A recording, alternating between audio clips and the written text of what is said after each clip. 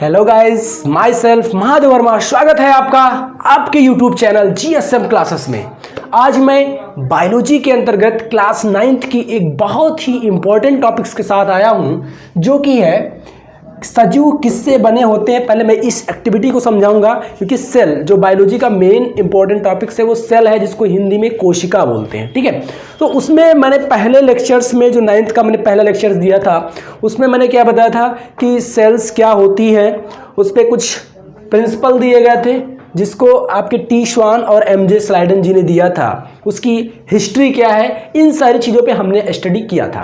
आज हम उसके पहले तो उस पे जानेंगे कि किससे कैसे आप इस चीज़ को ऑब्जर्व कर सकते हैं कि हाँ रियली में जो आपकी बॉडी है, शरीर है, ये किसकी बनी है। इस चीज़ को, क्योंकि जितनी भी लिविंग थिंग्स होती हैं उन सभी की स्मॉलेस्ट यूनिट जो होती है वो क्या होती है, आपकी सेल होती है। सेल होती है, कोशिका होती है।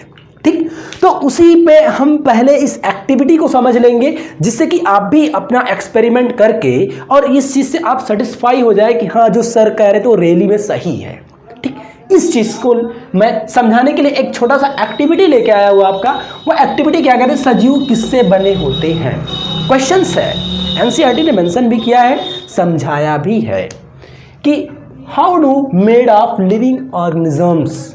ओके, तो इस पे बात करने के लिए हम फर्स्ट ऑफ ऑल फटाफट अपनी टॉपिक्स को हम चलाते हैं आगे। लेकिन इससे पहले आपसे मेरा ये सूचना है, रिक्वेस्ट है कि आप हमारे चैनल्स को, जितने भी नए लोग हमारे चैनल्स को देखते हैं, वीडियोस को हमारे देखते हैं, वो ज़रूर सब्सक्राइब करें। और जो भी अपने फ्रेंड्स से, जो भी 9th क्लासेस में है या जो भी फर्स्ट ईयर में है, उनके लिए भी इंपॉर्टेंट है, वो अपने दोस्तों से कहें कि सब्सक्राइब करिए, इसको पढ़िए। बहुत ही इंपॉर्टेंट है, क्योंकि आज जो इसमें मॉडर्न चल रहा है ना, वो आप कोरोना के कारण आपकी क्लासेस पूर्णतः है क्या है, कॉलेजेस आपके, स्कूल्स आपके बंद है, क्लोज है।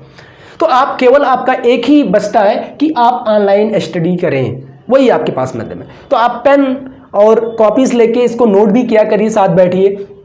तो उनसे कहिए कि हमारे चैनल को सब्सक्राइब करें, बेल आइकन दबाएं, लाइक करें, शेयर करें। और अगर उन्हें वीडियोस मेरी अच्छी लगती हैं तो कमेंट बॉक्स में लिखें, या कोई चीज़ दिक्कत है, नहीं समझ में भी आती है तो तुरंत वहाँ पे नीचे वो मेंशन कर दें। जो भी चीज़ें हैं मैं उनको फिर जैसे मेरी नेक्स्ट क्लास आएगी मैं उनको जरूर सेटिस्फाई करूँगा। तो फटाफट अपने टॉपिक को समझते हैं। फर्स्ट ऑफ ऑल हमने क्या लिया, एक ओनियन लिया। ओनियन समझते हैं, सबके घर में होता है, प्याज सब्जी खाते हो ना, है नहीं है। तो एक प्याज का टुकड़ा ले लीजिए, प्याज ले लीजिए। अब उसको क्या करिए, आप कट कर दीजिए मिडिल हाफ से, यानी पीसेस में कर लीजिए, टुकड़े में कर लीजिए। ठीक है, अब आपने पीसेस में कर लिया, तो जब पीसेस में करते हो तो उसके अंदर एक मेम्ब्रेन दिखाई देती है ना, झिल्ली होती नहीं होती। उस झिल्ली को जो इनर लेयर होती है अंदर की सतह से, उसको आप क्या करोगे, रिमूव कर दोगे, बाहर निकाल लोगे। ठीक, बाहर निकालने के बाद फिर आप क्या करोगे, जस्ट उसको आप एक वॉच ग्लास आता है, वॉच ग्लास ऐसे मतलब एक कटोरी टाइप का रहता है, हल्का तस्तरीनुमा, वो थोड़ा सा गहरा बीच में रहता है, ऊपर से उभरा होता है। उसमें आप क्या करोगे, थोड़ा सा वाटर लोगे और उसी में जैसे उसको रिमूव करोगे, जस्ट तुरंत उसको डाल दोगे। किसको, झिल्ली को। किसकी झिल्ली को, प्याज की झिल्ली को। क्यों डाल देंगे, डालने से क्या होगा कि आपकी जो मेम्ब्रेन है ओनियंस की, वो श्रिंक नहीं करेगी, सिकुड़ेगी नहीं। ठीक, ना तो मुरझाएगी, पानी रहेगा तो वो स्ट्रेट बनी रहेगी। ठीक है, वो उसमें सिकुड़न नहीं आएगा।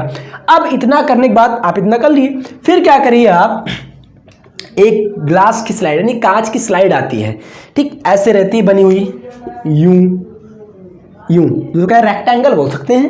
ठीक है, आयताकार। ठीक, ऐसे स्लाइड लेंगे, उस स्लाइड्स पे आप क्या करेंगे, एक ड्रॉप आप वाटर डालेंगे। क्या डालेंगे, वाटर मीन्स पानी, इस पे डालेंगे। चलिए, हमने एक ड्रॉप पानी डाल दिया पानी। डालने के बाद क्या करेंगे कि जो आपकी ओनियंस की मेम्ब्रेन थी, जिसको आपने वॉच ग्लास में रखा था, उस मेम्ब्रेन को, उस झिल्ली को हम इस पानी जो भी बूंद है इसके ऊपर रख देंगे with the help of paint brush. Paint brush से क्यों रखेंगे, ताकि आपकी जो मेम्ब्रेन हो उसमें जरा सा भी सिकुड़न ना आए, जिससे जब आप ऑब्जर्वेशन करें तो आपका रिजल्ट्स जो है, आपको जो देखना है वो एग्जैक्ट दिखाई दे। ओके, तो ये हो गया आपका। ठीक, आपने क्या किया, एक ग्लास की स्लाइड लिया और स्लाइड पे एक ड्रॉप पानी डाला, और पानी के ऊपर फिर आपने जो उसमें से मेम्ब्रेन थी वाच ग्लास में, उसको लेके आके पुट कर दिया, रख दिया, रिमूव करके रख दिया। कहाँ पे, ग्लास स्लाइड्स पे वाटर के ऊपर with the help of paint brush. Paint brush की सहायता से। अरे पेंट करते ना घर में, पोताई करवाते नहीं करवाते हो ना, उसी ब्रश से। लेकिन वो ब्रश बहुत चौड़ा वाला नहीं, एक आता है आपका जो जनरल लोग यूज करते हैं जब 10th का या प्रैक्टिकल एग्जाम देते हो, तो कहते नहीं उसमें जो लाइएगा वाटर कलर लाइएगा, उसमें ब्रश होते हैं पतले वाले, उस ब्रश से। ठीक है, आप क्या करेंगे कि आप इतना हो गया ना, इस वाटर की जो ड्रॉप्स है जिसपे आपने मेम्ब्रेन को रखा है ना, उस पे एक सेफ्रानिन आता है। सेफ्रानिन एक आपका रेड कलर का जो होता है एक सोल्यूशन होता है, उसको आप जब डालेंगे तो आपकी जो मेम्ब्रेन होगी वो कलर्ड हो जाएगी, और जब कलर्ड हो जाएगी तो उसमें स्ट्रक्चरल आपको इजीली देखने लगेंगे, आसानी से आप देख सकते हैं, उसका ऑब्जर्वेशन कर सकते हैं। उस सेफ्रानिन को आप ड्रॉप की सहायता से, ड्रॉपर की सहायता से एक बूंद ही केवल डालेंगे। ज़्यादा डाल दोगे तो कलर ज़्यादा हो जाएगा, दिखेगा नहीं। ठीक है, तो एक ही बूंद डालना। ओके, ये नहीं कि ज़्यादा डाल दें, फ्री का मिल गया तो डाल देते हैं, नहीं ऐसा मत करना, एक ही बूंद डालना, महंगी भी आती है। ठीक है, पैसे भी बचाने हैं ना। अब देखिए क्या है,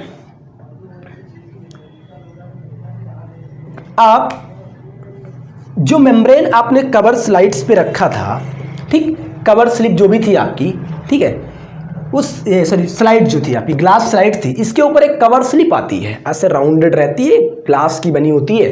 ठीक है, ऐसे ऐसे ऐसे ये ऐसे आती है, इसको कवर स्लिप बोलते हैं। ठीक है, उस कवर स्लिप को निडल्स की सहायता, निडल जानते हो, सुई कपड़े बड़े सीते ना घर में, दर्जी, वही सुई, उस सुई की सहायता से आप इस कवर स्लिप को, इस जो आपकी मेम्ब्रेन रखी हुई थी, कलर किया आपने, वाटर ड्रॉप डाला, उसके ऊपर सुई की सहायता से रखेंगे, with the help of needles. Why, क्यों? क्योंकि जब आप ऐसे रखेंगे, आसानी से रखेंगे, तो उसमें आपको एक चीज़ और ध्यान रखना है, एयर बबल्स ना आए, यानी गैस के उसमें जो आपके एयर नहीं, हवा के बुलबुले उसमें नहीं आ जाए। कहीं भी ऐसे बूंदे आ जाते ना, तो जब ये आ जाएगा उसका बीच में ना, तो आपको डिस्टर्ब करेगा, रिजल्ट सही नहीं दिखेगा, तो ये आपको नहीं आने देना है। इसलिए आप इसको जब कवर स्लिप रखे तो धीरे धीरे रखें, आराम से। ठीक, फिर जब रख देंगे तो उसमें एयर बबल्स नहीं आएंगी। अब इतना हो गया तो आपको जो एक मतलब स्लाइड बनानी थी, वो स्लाइड आपकी कंप्लीट हो गई है। स्लाइड आपने कंप्लीट कर लिया, बना लिया। अब उसको माइक्रोस्कोप में आप ऑब्जर्व करेंगे। किसमें? माइक्रोस्कोप में। तो माइक्रोस्कोप जो आपका होगा 2 टाइप्स का लेना है। सबसे पहले एक लेना लो, यानी कि जो आपका कह सकते हैं कम सकते, लो पावर वाला माइक्रोस्कोप, उसमें ऑब्जर्व करिए, और फिर हाई पावर में करिए। उसके साथ साथ एक आप अपना पेन वन कुछ लेते रहिए, कागज़ भी ले रहिए, उस पर जैसा आपको दिखे, कम वाले में, लो पावर में या हाई पावर में, उसका आप एक डायग्राम बना लीजिए। क्या बना लेंगे? डायग्राम बना लीजिए। जब आप डायग्राम बनाएंगे तो कुछ आपको इस तरह नजर आएगा। एक मैं बना के दिखाता हूँ आपको। मान लीजिए ये पेपर लिया आपने, इस पे आपने डायग्राम ड्रा कर रहे हैं आप।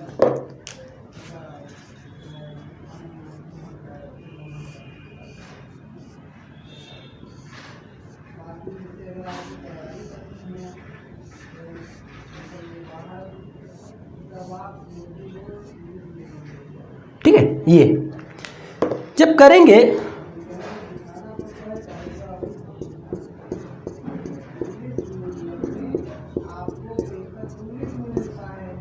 तो इस टाइप्स की आपको कुछ संरचना दिखाई देगी। ये आपकी क्या है?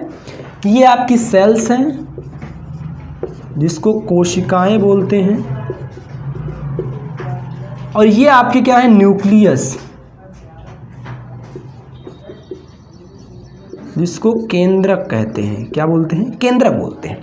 तो इस तरीके की संरचनाएं आपको दिखाई देंगी।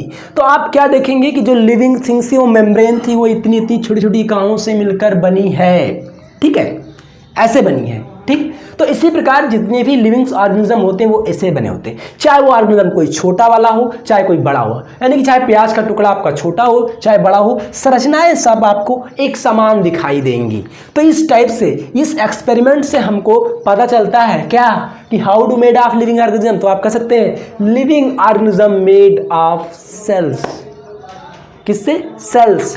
किससे बने हुए हैं? सेल से बने हुए हैं। ठीक, तो इससे आपको पता चल गया कि जो आपकी ये स्लाइड बनी थी उसमें आपको इस टाइप की स्ट्रक्चर दिखाई दिए। तो इससे आपने ये कहा कि जितने भी लिविंग थिंग्स होते हैं वो किसके बने होते हैं? सेल से बने होते हैं। छोटी छोटी उसमें कोशिकाएं होती, संरचनाएं होती हैं, जिसे सेल्स कहते हैं। और वही बहुत सारी सेल्स जो होती है वो मिलकर क्या बना देती हैं? एक आपका प्याज ओनियन का फॉर्मेशन की, यानी कि एक लिविंग बॉडी का डेवलपमेंट करती है। कैसे? आप जब छोटे से मतलब कहीं भी पढ़े होंगे तो ये देखा होगा, वहाँ पे दिखाया गया होगा कि जब सेल्स जो होती हैं, ये किसका बना, ये बहुत सारी जो सेल्स होती हैं वो टिश्यू का फॉर्मेशन करती हैं, टिश्यू जिसको ऊतक बोलते हैं। टिश्यू आपके क्या करते हैं, आर्गन सिस्टम बनाते हैं, आर्गन सिस्टम बनाते हैं, और आर्गन्स मिलकर क्या बनाते हैं, सॉरी आर्गन बनाते हैं, और ये आर्गन मिलकर आपके आर्गन सिस्टम, और आर्गन सिस्टम से एक कंप्लीट बॉडी का निर्माण हो जाता है। ठीक, तो आपका इसका एग्जांपल सेल्स जो कोशिका, कोशिका से मिलकर ऊतक बनता है, ऊतक से अंग बनता है, अंग से अंग तंत्र बनता है, और अंग तंत्र से जाके एक शरीर का डेवलपमेंट हो जाता है, जो कि एक मल्टी सेलुलर ऑर्गेनिजम्स का ये है। जितने भी आपका ऑर्गन से चलेगा ये मल्टी सेलुलर में आने लगेगा। ये आपका सेल लेवल का है, और ये आपके टिश्यू लेवल के जिसमें आपका पोरीफेरा इसका एग्जाम्पल्स है। इसके एग्जाम्पल्स आपका जितने भी प्रोटोजोआन्स हैं, ठीक, वो इसका एग्जाम्पल्स है। बैक्टीरिया भी है इसके एग्जाम्पल्स, ठीक है, सेल्स में जो आपका कोशिका की, जैसे क्योंकि यूनिसेलुलर होते हैं ना, अभी मैं बताऊंगा आपको, आगे पढ़ाऊंगा। तो ये आई होप, मैं समझता हूं कि आपको एक्सपेरिमेंट जरूर समझ में आया होगा। ठीक है, तो ये एक्सपेरिमेंट मैंने बता दिया, फटाफट मैं फिर से समझा दे रहा हूं। पहले आप ओनियंस, प्याज लेंगे, प्याज को 2 भागों में डिवाइड करेंगे। एक टुकड़े से जो अंदर की सतह पे आपको एक मेम्ब्रेन झिल्ली दिखाई देगी, उस झिल्ली को रिमूव कर दो बेटा, रिमूव कर दो, हटा लो, बाहर कर लो। ठीक है, और हटाने के बाद क्या करोगे आप, उसको एक वॉच ग्लास लेंगे, उसमें पानी रहेगा, ठीक है, और उसी पे इसको डाल देंगे। क्यों डाल देंगे, ताकि आपकी झिल्ली सिकुड़े ना। ओके, फिर आप क्या करेंगे, एक ग्लास की स्लाइड लेंगी, लाइक दैट, ये स्लाइड लेंगे जो कि रेक्टेंगल होती है। फिर उस पर क्या करेंगे, एक ड्रॉप पानी डालेंगे। क्या डालेंगे, पानी डालेंगे। पानी डालने के बाद क्या करेंगे आप, कि उस झिल्ली को इस पे क्या करेंगे, रख देंगे। रखेंगे तो ध्यान रहे कि आपको पेंट ब्रश के सहायता से रखना है, ताकि ये स्ट्रेट रहे, सीधी एकदम रहे, जरा सा भी सिकुड़न ना है। ठीक, फिर क्या करेंगे, सेफ्रानिन ड्रॉप की वाइज डालेंगे। फिर इसके ऊपर कवर स्लिप्स को सुई की सहायता से, ताकि एयर बबल ना आए, ये ध्यान रखना है आपको। ठीक, रख देंगे, फिर स्लाइड बनके तैयार हो जाएगी। माइक्रोस्कोप में ऑब्जर्व करेंगे तो आपको ऐसी संरचनाएं दिखाई मिलेंगी। तो इससे ये पता चलता है कि जितने भी लिविंग ऑर्गेनिजम्स हैं वो किसके बने हुए हैं, सेल्स बने हुए हैं। आप ऐसे भी कह सकते हैं कि the smallest unit of living organism is cells. Okay, तो ये हो गया आपका एक्सपेरिमेंट। ठीक है, अब हम चलते हैं नेक्स्ट टॉपिक जो है। तो अभी मैंने बात किया क्या, एक टिपिकल स्लाइड्स हम लोगों ने बनाई और जान गए कि लिविंग ऑर्गेनिज्म कैसे बने होते हैं ना, इस चीज़ का अध्ययन कर लिया ना। अब देखते हैं क्या अगला हमारी टॉपिक्स क्या है, टाइप्स ऑफ सेल्स। ठीक है, यानी सेल के प्रकार। तो आप एक चीज़ जान लीजिए, जितने भी लिविंग ऑर्गेनिजम्स हैं इस अर्थ पर, उसको फर्स्ट ऑफ ऑल 2 ग्रुप्स में डिवाइड किया गया है। कितने ग्रुप्स में, 2 ग्रुप्स में लिविंग ऑर्गेनिज्म को।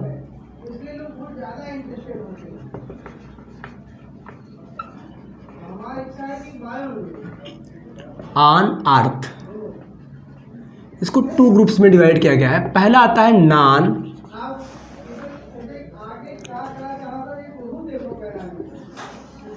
सेलुलर ऑर्गेनिज्म, और इसके अंतर्गत आता है सेलुलर ऑर्गेनिजम्स। इसको हिंदी बोलते हैं अकोशिकीय जंतु, अकोशिकीय।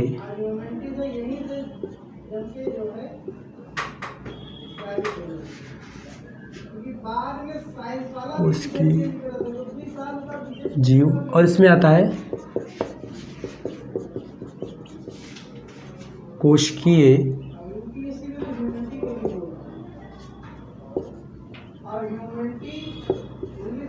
अकोशिकीय जीव, इसमें आता है कोशिकीय जीव।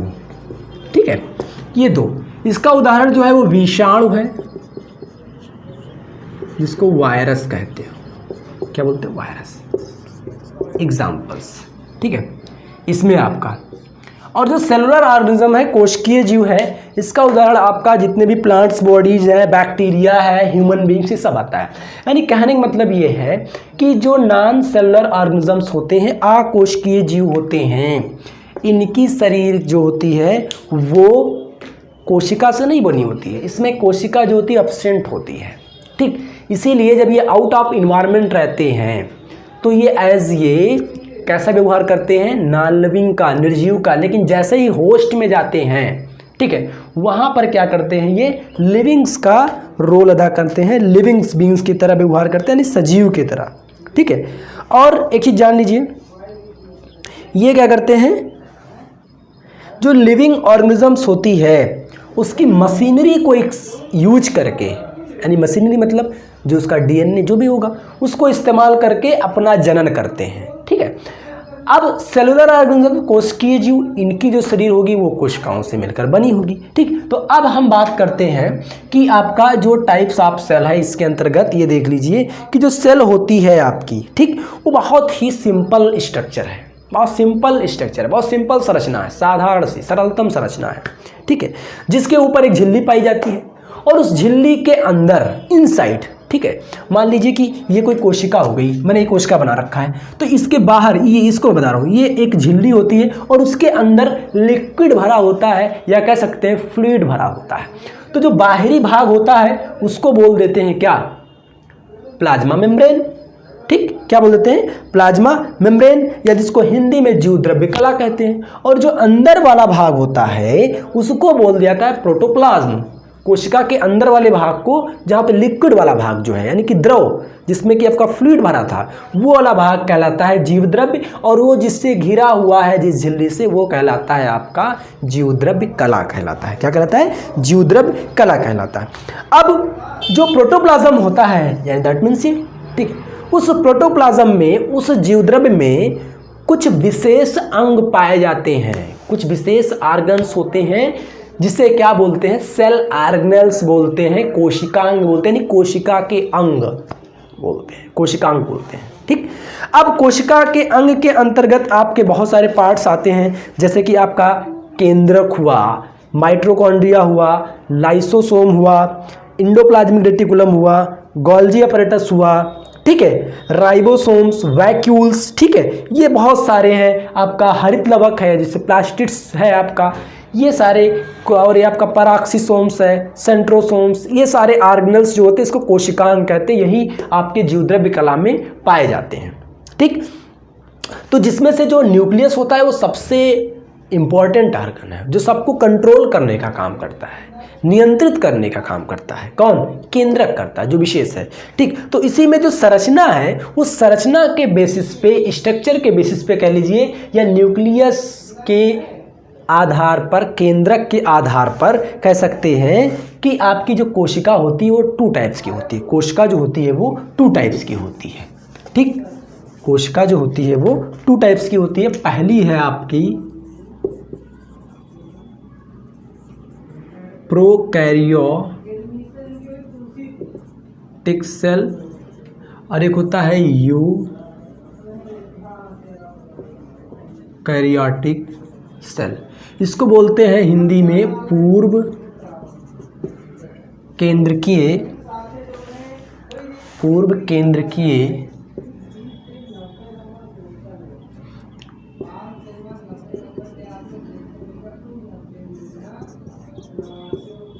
कोशिका, और इसको बोलते हैं सुकेंद्रकीय कोशिका। क्या बोलते हैं? सुकेंद्रकीय कोशिका बोलते हैं,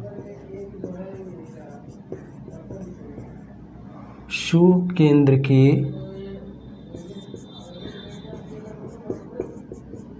कोशिका बोलते हैं। भाई हिंदी वर्ड्स में ज़रा ध्यान दीजिएगा, कहीं कहीं हो जाता है मिस्टेक, ठीक है, उसको ध्यान दीजिएगा। सुकेंद्रकीय कोशिका बोलते हैं, यूकैरियोटिक्स। ठीक, तो ये 2 टाइप्स की सेल हो गई। यानी कि अगर कहा जाए तो जितने भी आपके सेलुलर ऑर्गेनिजम्स हैं, कोशिकीय जीव हैं, उसको 2 भागों में बांटा गया है, इन द प्रेजेंस ऑफ, कह सकते हैं किसके? न्यूक्लियस कह लीजिए या सेल स्ट्रक्चर कह लीजिए।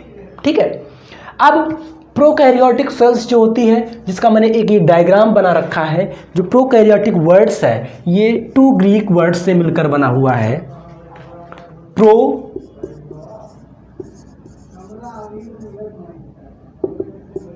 मतलब होता है प्रिमिटिव, इसकी हिंदी होती है आद्य, और जो आपका कैरियन है इसका मतलब होता है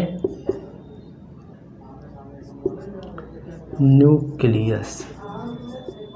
यानी कि ऐसी कोशिका जिसके अंदर जो केंद्रक हो वो कह सकते हैं इनकम्प्लीट हो, इंसिपिएंट हो, या कह सकते हैं कि प्रिमिटिव आकार की कोशिका को ही क्या बोलते हैं? प्रोकैरियोटिक सेल्स बोलते हैं।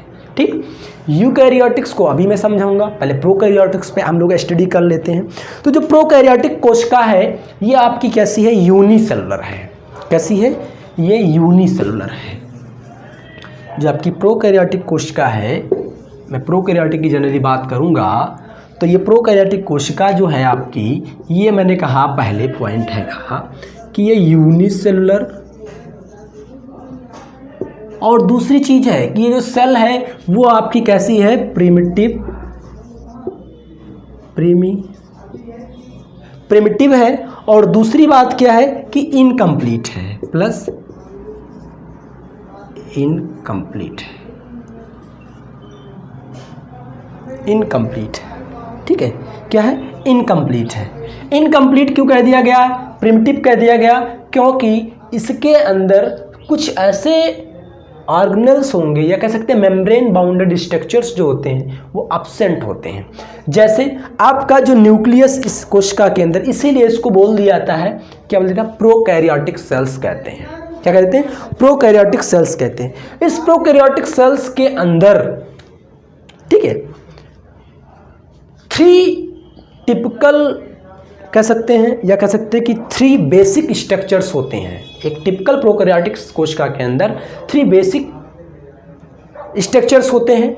उन 3 बेसिक स्ट्रक्चर्स जो होते हैं उसमें से जो न्यूक्लियर मेम्ब्रेन होती है, कौन सी होती है, न्यूक्लियर कहते हैं जो न्यूक्लियस केंद्रक के बाहर, यानी मान लीजिए केंद्रक है तो इसके बाहर एक झिल्ली होती है, वो इसमें एब्सेंट होती है, इसीलिए इसको प्रिमिटिव बोल दिया जाता है, कह सकते हैं, या इनकम्प्लीट बोल दिया जाता है। ठीक। अब इसके एब्सेंट होने के कारण क्या होता है, साथ साथ कुछ बुक्स में ये भी लिखा होता है कि इसमें जो केंद्रक है, आपका गुणसूत्र है, केंद्रका है, केंद्रका को कहते हैं न्यूक्लियोलस, न्यूक्लियस आपका क्रोमोसोम और न्यूक्लियोलस, इसकी अनुपस्थिति दिखाई दी गई है। लेकिन यहाँ पर न्यूक्लियस जो होता है, न्यूक्लियर मटेरियल के रूप में इसमें जनरली डीएनए पाया जाता है। क्या पाया जाता है, डीएनए होता है। न्यूक्लियस तो कंप्लीटली एब्सेंट ही होता है, यानी केंद्रिका जो होता है न्यूक्लियोलस वो इसमें एब्सेंट होता है। ठीक। और जो आपका जो जेनेटिक मटेरियल डीएनए के रूप में होता है, ठीक, तो वही आपका न्यूक्लियोलस में होता था। तो न्यूक्लियोलस यहाँ पे जबकि है नहीं, तो इसका जो जेनेटिक मटेरियल डीएनए है वो किसी मेम्ब्रेन से बाउंड नहीं होता है, ऐसे सीधे कांटेक्ट में रहता है साइटोप्लाज्म के। देखिए यहाँ पे साइटोप्लाज्म के कांटेक्ट में रहता है, कोई मेम्ब्रेन बाउंड नहीं है। इसीलिए इस प्रकार के जो आपका सेल ऑर्गेनल्स पाया जाता है, इस जेनेटिक या कह सकते हैं कि न्यूक्लियर रीजन्स को, आप साइटोप्लाज्म के न्यूक्लियर रीजन्स को क्या बोलते हैं, जीनोपोर बोल देते हैं, या इसी को न्यूक्लियोइड भी बोलते हैं। क्या बोल देते हैं, न्यूक्लियोइड भी कहते हैं, जीनोपोर भी कहते हैं, और भी इसका एक नाम है आपका, वो क्या है, इंसिपिएंट न्यूक्लियस। इसी को क्या बोल दिया जाता है, इंसिपिएंट न्यूक्लियस, इसी का नाम क्या कह दिया गया इसको, जीनोपोर, या इसी का नाम क्या है, इंसिपिएंट न्यूक्लियस कह देते हैं। ठीक। तो इस तरीके से आपको इतना समझ में आ गया कि इंसिपिएंट न्यूक्लियस क्या होता है, क्यों कह दिया था। फिर से मैं बता दे रहा हूं कि ये जो आपकी प्रोकैरियोटिक कोशिका है, यह एक कोशिकीय प्रिमिटिव इनकम्प्लीट कोशिका है, इसीलिए इसको प्रोकैरियोटिक सेल्स कहते हैं। प्रोकैरियोटिक कोशिका में जो 3 बेसिक स्ट्रक्चर्स होते हैं, ठीक, उसमें से जो न्यूक्लियर मेम्ब्रेन होती है वो एब्सेंट होती है, इसीलिए इसका जो जेनेटिक मटेरियल होता है वो in the form of DNA, वो सीधे कांटेक्ट में रहता है किसके, साइटोप्लाज्म्स के। जो इसका न्यूक्लियर मटेरियल है, वो प्रोकैरियोट्स का जो न्यूक्लियर मटेरियल है वो बना होता है सिंगल क्रोमोसोम का। किसका बना होता है, सिंगल क्रोमोसोम्स का। ठीक, सिंगल क्रोमोसोम्स का बना है, और किसके कांटेक्ट में है, साइटोप्लाज्म के कांटेक्ट्स में है। तो इसलिए इस रीजन्स जो होता है साइटोप्लाज्म्स का, जहाँ पे न्यूक्लियर मटेरियल होता है प्रोकैरियोट्स का, उस रीजन्स को या इसको, इसके जेनेटिक मटेरियल्स को न्यूक्लियोइड कह देते हैं, या जीनोपोर कहते हैं, इंसिपिएंट न्यूक्लियस कहते हैं, आरंभी केंद्रक कह देते हैं। ठीक। तो इतनी चीज समझ में आई मेरी बात। ठीक। अब क्या होता है, क्यों ऐसा होता है, क्योंकि इसके ऊपर कोई कवरिंग नहीं होती है। जब कवरिंग नहीं होगी तो इसीलिए इसको इंसिपिएंट भी कह सकते हैं, इनकम्प्लीट भी कह सकते हैं। तो इतनी चीज समझ में आ गई ना। अब इसमें जो आपके मेम्ब्रेन बाउंडेड स्ट्रक्चर्स होते हैं, खासकर जो माइटोकॉन्ड्रिया हुआ, ये एब्सेंट होता है। क्या होता है, एब्सेंट होता है। ऐसे ही बहुत सारे ऐसे सेल ऑर्गेनल्स मेम्ब्रेन बाउंडेड है जो एब्सेंट होते हैं। एक्सेप्ट इसमें राइबोसोम उपस्थित होता है, जो कि 70S टाइप्स का राइबोसोम्स होता है। ठीक। और भी इसमें जो जो एब्सेंट होते हैं वो ऑर्गेनेल्स कौन सी है? ना तो इसमें हिस्टोन प्रोटीन होगी, क्या होगी? Histone protein. डीएनए, डीएनए आपका जो होता है, जो क्रोमोसोम्स है, क्रोमोसोम्स, या कह सकते हैं कि जीन भी कह सकते हैं, ये डीएनए प्लस प्रोटीन का मिलकर बना होता है। तो प्रोटीन तो है नहीं, केवल डीएनए एक ही पार्ट इसका है, ठीक है। तो इस तरीके से आपकी एक मैंने टिपिकल बैक्टीरियल सेल्स का एग्जांपल्स दिया है। इसका उदाहरण क्या हो जाएगा आपका? जैसे कि आपका पीपीएलओ है, जिसको माइकोप्लाज्मा भी बोलते हो, सबसे स्मॉलेस्ट जो सेल कोशिका है, मैंने पहले ही बताया है, वो पीपीएलओ है। क्या है पीपीएलओ? प्लूरोनिमोनिया लाइक ऑर्गेनिजम्स है, जो सबसे छोटी कोशिका है। जितने भी बैक्टीरियल सेल्स होते हैं वो सारे के सारे होते हैं आपके प्रोकैरियोट्स, ठीक है। और आपकी जो ब्लू ग्रीन एल्गी है, तो यहाँ पे लिखे दे रहे हैं हम, जो आपकी ब्लू ग्रीन एल्गी है, इसको शॉर्ट में बीजीए, ब्लू ग्रीन एल्गी, ठीक है, बैक्टीरिया, ठीक। और इसका दूसरा उदाहरण है, तीसरा उदाहरण इसका और क्या है? पीपीएलओ, जिसको क्या बोलते हैं? माइकोप्लाज्मा बोलते हैं, माइकोप्लाज्मा कहते हैं। ये सारे इसके एग्जाम्पल्स हैं, उदाहरण है किसके? एक प्रोकैरियोटिक सेल्स के। तो ये टॉपिक्स आपकी क्लियर हुई, ठीक है। अब मेरी नेक्स्ट जो इसका पार्ट है, मैंने क्या बताया था कि आपको यूकैरियोटिक बताऊंगा। क्या बताऊंगा? यूकैरियोटिक्स बताऊंगा।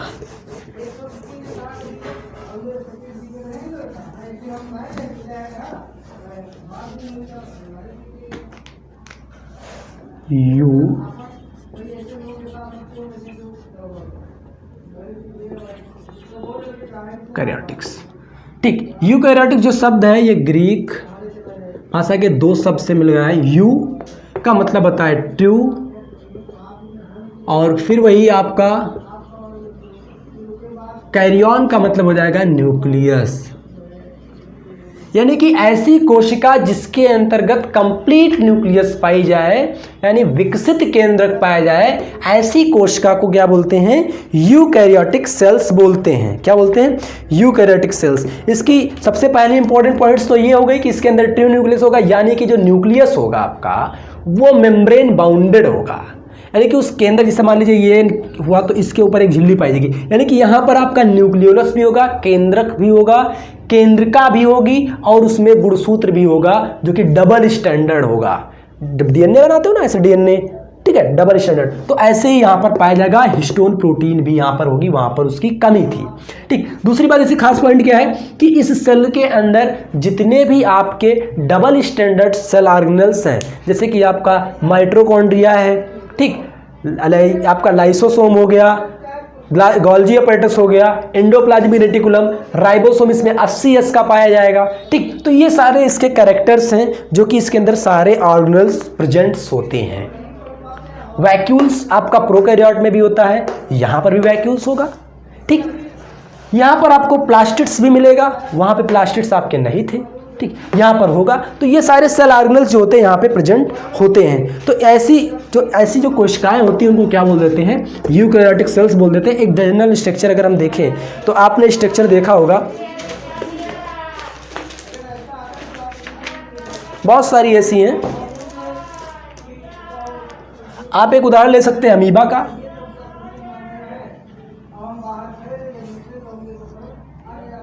ये भी आपका क्या है? ये इसका न्यूक्लियस हो गया, इसमें सारे ऑर्गेनेल्स पाए जाते हैं। तो ये कि ये आपका उदाहरण है किसका? एक आपका यूकैरियोटिक्स का एग्जांपल्स है, ठीक है। आप दूसरा अगर एग्जांपल्स लें तो आप देख सकते हैं नर्वस सिस्टम के अंतर्गत आता है, तंत्रिका तंत्र जो आपका है,